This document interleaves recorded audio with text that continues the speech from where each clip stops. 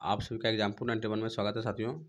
चलिए आज का जो सेट आपका देख सकते हैं, आपका है एसएसटी सामाजिक अध्ययन। किसका है साथियों? एसएसटी सामाजिक अध्ययन आपका है, और वो भी आपका हिंदी का सेट है। किसका है? हिंदी का सेट है।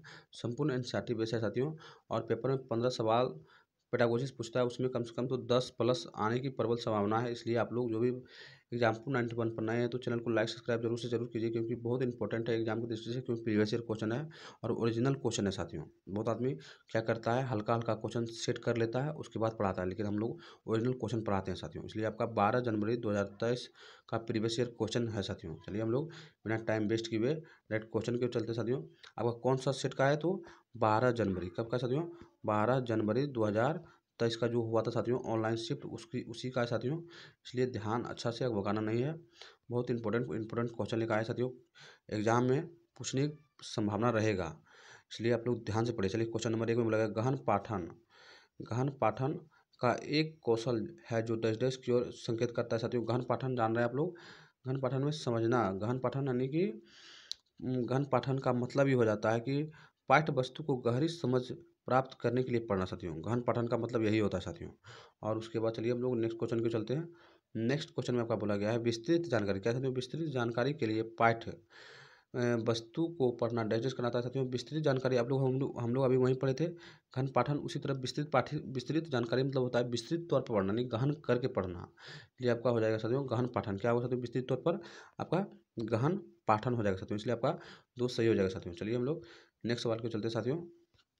नेक्स्ट सवाल में बोला गया है लेखन प्रतिक्रिया में मौसाद तैयार करना। क्या साथियों? मौसाद तैयार करना डाइजेस्ट के बाद आता है। मौसाद तैयार जब हम करते हैं साथियों, योजना आयोग जब पहले योजना बना लेते हैं कोई भी चीज़ का, मान लीजिए हम लोग योजना बना रहे हैं, वो योजना अगर हम बना लिए उसके बाद आपका क्या आएगा? उसके बाद आपका मौसाद आएगा, उसके बाद इसमें मौसाद आएगा साथियों। इसलिए आपका पहले योजना बनेगा, उसके बाद मौसाद आएगा, उसके बाद कुछ चीज़ का समीक्षा करेंगे, और लास्ट में जो आपका आएगा वो आपका लास्ट में संपादन या पुनर्लेखन आएगा साथियों। चलिए हम लोग आगे की ओर चलते साथियों। आगे में बोला गया है लेखन प्रतिक्रिया का चरण। क्या है साथियों? लेखन प्रतिक्रिया का चरण क्या होता है? लेखन प्रतिक्रिया चरण होता है आपका, कोई भी चीज़ मानिए लिख रहे हैं, कोई मानिए बुक ही लिख रहे हैं आप, तो आप बुक पहले लिख लीजिए, ये बुक है, ये बुक लिखा गया। उसके बाद लेखन प्रतिक्रिया लास्ट चरण जो होता है आपका प्रकाशन। क्या होता है? प्रकाशन की समाप्ति। मान लीजिए वो प्रकाशन हम कोई ब्रांड दे सकते हैं, हम नहीं देंगे, हम नहीं बोल सकते साथियों, कोई ब्रांड आप दे दीजिए। कोई भी ब्रांड देने के बाद वो जो लास्ट में होता है प्रतिपुष्टि आपका प्रकाशन का समापन हो गया, तो समझिए वो लेखन प्रतिक्रिया समाप्त हो गया साथियों। चलिए हम लोग नेक्स्ट सवाल पे चलते साथियों। नेक्स्ट क्वेश्चन में आपका बोला गया है क्या है नेक्स्ट में? तो मुक्त लेखन की उस लेखन की तरह व्यवस्थित किया जाता है, उसी लेखन की तरह व्यवस्थित किया जाता है, तो कौन सा हो जाएगा? मुक्त लेखन। क्या? मुक्त। मुक्त मतलब हो गया जो मन में आता है सो लिखिए, कोई जोर जबरदस्ती नहीं। बच्चों को जो कहिए सो लिखेगा, उससे ज़्यादा बच्चा सीखता है। तो नियम को ध्यान में रखे बिना जो भी मन में आए उसे लिख दें। सही बात है साथियों। मुक्त लेखन का मतलब तो यही होता है जो भी मन में आए वो सो लिख दो, डायरेक्ट लिख दो। सही बात है। चलिए हम लोग नेक्स्ट सवाल को चलते हैं।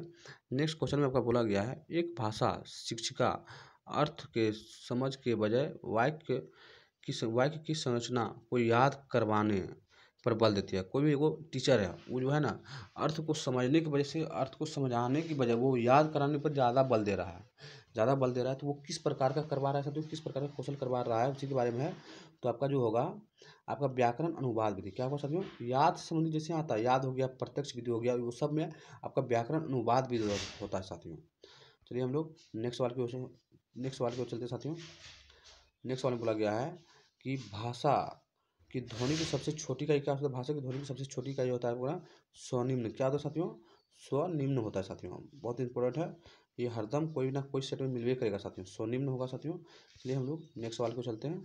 नेक्स्ट क्वेश्चन में बोला गया साथियों, नेक्स्ट में आपको देख सकते हैं बोला गया नेक्स्ट में एक व्याकरण। क्या है? एक शिक्षिका का यह विश्वास है कि वह मानव भाषा भी उसी तरह सीखता है जैसे वह अनुभव के साक्ष्य से कौशल तथा योगात्मक सीखता है। अनुभव के साक्ष्य से कौशल और योगात्मक सीखता है। वह किस सिद्धांतवादी के विचार से संबद्ध है साथियों?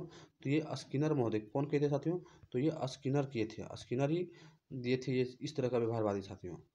चलिए हम लोग आगे की ओर चलते साथियों। आगे में बोला गया है छोटे बच्चे। क्या साथियों? छोटे बच्चे से बात करते समय सरल वाक्य तान और अनुतान में बदलाव, डाइजेशन सुधार होता है, स्थान और अनुत्थान में बदलाव जो होता है आपका साथियों किसमें होता है साथियों, तो आपका बाल, आपका जो होता है बाल निर्देशित वाक्य में होता है साथियों। सही बात है, बाल निर्देशित वाक्य में होता है साथियों। चलिए हम लोग नेक्स्ट सवाल के चलते हैं साथियों।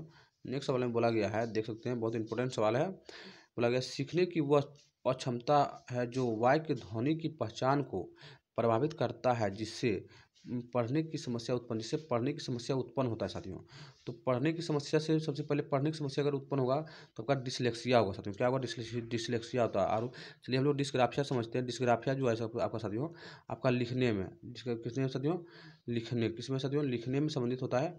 लिखने में संबंधित आपका डिस्ग्राफिया हो गया। और उसके बाद भाषा अगर इंटैक्ट नहीं कर पा रहे हैं तो आपका डिस्फेजिया, क्या होगा, डिस्फेसिया होगा साथियों। उसके बाद आप लोग पढ़ने संबंधित, तो आप लोग अभी हम बताइए कि ये डिसलेक्सिया क्या होता है साथियों, पढ़ने संबंधित डिसलेक्सिया होता है साथियों।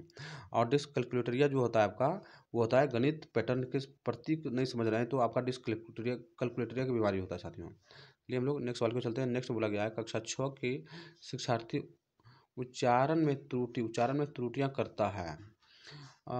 शिक्षक उसकी मदद कर सकता है। शिक्षक उसकी मदद कर सकता है, किस तरह से कर सकता है साथियों, तो शिक्षक जो है उसकी मदद करेगा साथियों। तो सही उच्चारण को दोहराएगा, सही बात है, सही उच्चारण को उसको कहेगा फिर से दोबारा तुम पढ़ो। इसलिए वो ज़्यादा से ज़्यादा जितना बार बोलेगा उतना बार वो सीखेगा साथियों। सही बात है। चलिए हम लोग नेक्स्ट सवाल को चलते हैं साथियों। नेक्स्ट बोला गया बच्चे के भाषा सीखने की मुद्रित समृद्धि परिवेश लाभदायक माना जाता है। ऐसे परिवेश के निर्माण का सर्वश्रेष्ठ उदाहरण क्या, कौन सा हो सकता है। सर्वश्रेष्ठ उदाहरण जो होता है साथियों आपका सेकेंड सही हो जाएगा। ये रोचक कहानी, कविता एवं बच्चे की संबंधित जानकारी कक्षा और विद्यालय की दीवार पर लगाएं। ये बात बहुत इंपॉर्टेंट है साथियों, दीवार पर चिपका दें या लगा दें, बहुत इंपॉर्टेंट है। ज़्यादा से ज़्यादा जितना ज़्यादा चिपकाया हुआ रहेगा उससे जब बच्चा इंटरेक्ट ज़्यादा होगा और ज़्यादा इंटरेक्ट होगा तो ज़्यादा सीखेगा भी साथियों। इसलिए बहुत पॉजिटिव सवाल, पॉजिटिव आंसर था साथियों। उसके बाद चारों है सही, लेकिन सबसे ज़्यादा पॉजिटिव वही है साथियों। चलिए नेक्स्ट सवाल में बोला गया है निपुण भाषा मिशन के अनुसार लक्ष्य जैसे बुनियादी साक्षर एवं संबंध बोध के सीखने के लक्ष्य सभी राज्य द्वारा प्राप्त किए जाने चाहिए। कक्षा 1 से समझ के साथ पढ़ने का लक्ष्य इस प्रकार है साथियों। कक्षा 1 बोला गया, देख सकते हैं, पहला कक्षा जिसको हम लोग 1 बोलते हैं, है ना, कक्षा 1 के साथ। तो 1 पहला कक्षा में हम लोग क्या करवा सकते हैं साथियों, तो पहला कक्षा में हम लोग यही करवा सकते हैं कि वायु उपयुक्त अपरिचित पाठ वस्तु से कम 4 से 5 सरल शब्द में बनने वाले छोटे वाक्य को हम लोग कक्षा 1 में पढ़ा सकते हैं साथियों। कम से कम 4 से 5 वाक्य को पढ़ा सकते हैं। इसके अलावा ज़्यादा पढ़ाइएगा तो वो समझ में नहीं करेगा बच्चा साथियों। चलिए हम लोग नेक्स्ट सवाल को चलते हैं। नेक्स्ट में आपका बोला गया है परीक्षा के लिए किस विषय को सीखने के लिए किस पाठ तकनीकी का उपयोग करते परीक्षा के लिए बोला गया साथियों। इसलिए आपका विस्तृत तो होबे नहीं करेगा, स्कैनिंग भी नहीं होगा साथियों, और उसके बाद आपका स्कीमिंग भी नहीं होगा। आपका जो होगा साथियों आपका विवरणात्मक पठन, क्या साथियों, विवरणात्मक पठन। परीक्षा के लिए विवरणात्मक पठन की तैयारी करना चाहिए साथियों को, सोच विचार के साथियों। और इस सेट का अंतिम सवाल है साथियों, देख सकते हैं, बोला गया है एक शिक्षिका अपने शिक्षार्थियों के लेखन योग्यताओं में प्रगति देखना चाहती है तो उनके लिए सर्वाधिक विश्वसनीय उपकरण कौन सा होगा। सर्वाधिक विश्वसनीय उपकरण जो होगा साथियों आपका रूब्रिक्स होगा। क्या होगा, रूब्रिक्स होगा साथियों। एक शिक्षिका अपने शिक्षार्थियों की लेखन प्रतियोगिता, क्या साथियों, लेखन प्रतियोगिता में प्रगति करना चाहती है तो उनके लिए सर्वाधिक विश्वसनीय उपकरण कौन सा होगा, तो आपका रूब्रिक्स, क्या होगा साथियों, आपका रूब्रिक्स होगा साथियों। चलिए आपका सेट समाप्त हो गया साथियों। और जाने से पहले आपको सबसे पहले देख सकते हैं, सबसे पहले आपको जाने से पहले क्या क्या करना पड़ेगा। सबसे पहले लाइक कीजिए, उसके बाद सब्सक्राइब कर लीजिएगा, शेयर कर दीजिएगा, उसके बाद आपको सब्सक्राइब कर लेना साथियों। अगर एग्जाम्पल 91 पर नए हैं तो चैनल को सब्सक्राइब कर लीजिए, क्योंकि आपका जो है आज 12 जनवरी का प्रीवियस ईयर क्वेश्चन हिंदी का पेडागोजी 2023 जो हुआ था साथियों, ऑनलाइन शिफ्ट, उसी का साथियों बहुत इंपॉर्टेंट है। चलिए जय हिंद साथियों।